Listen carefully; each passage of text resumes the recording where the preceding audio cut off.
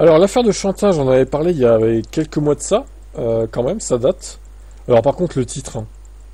Un tribunal allemand condamne Schumacher à une peine de prison de chantage avec la photo de Schumacher en plus. Mais c'est quoi ce titre putaclic? Là, on pourrait croire que c'est Michael Schumacher qui va être en prison, en fait. N'importe quoi. Non, non, c'est bien les trois mecs là qui ont voulu l'extorquer de pognon là, qui vont être condamnés. Marcus F., ancien agent de sécurité de la famille Schumacher, a été condamné à 2 ans de prison avec sursis pour complicité à la tentative de chantage. Le tribunal est convaincu qu'il a fourni à un grand nombre de photos et de vidéos au principal accusé Yilmaz T, sur lesquelles on pouvait voir Michael dans un état sans défense et dans le besoin. Oui, bah en état végétatif quoi, en gros, on va résumer ça comme ça.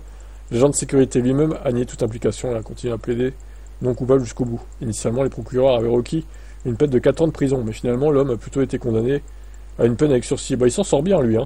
Parce que sursis, ça veut dire, en fait, si tu recommences, tu vas en prison. Mais là, il va pas en prison, techniquement, en fait, hein.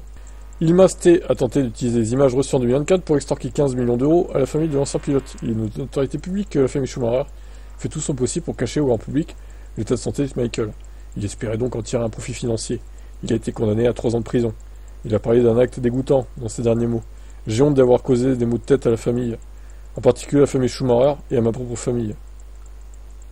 4 ans de prison pour lui donc. De son côté, Daniel, le fils de Yilmaz, a été condamné à 6 mois de prison avec sursis pour complicité. Il a admis, au cours de l'enquête, avoir créé une adresse email spéciale qui rendrait son père introuvable s'il envoyait les preuves à la famille du champion du monde. Genre, on peut pas trop monter avec une adresse email, quoi. Mais il est naïf, le gars, ou quoi, là? Tu sais que les adresses IP, ça existe, Daniel? Quand même, il a pris un VPN. Bon, même avec les VPN, c'est pas 100% sécure, hein. Donc bon, ils sont bien naïfs, ces gens-là, hein. Bon, bah, ils ont joué, ils ont perdu. Mais, quand même, le mec qui a fourni les photos, parce qu'il nie, mais bon, voilà, c'est Marcus, hein.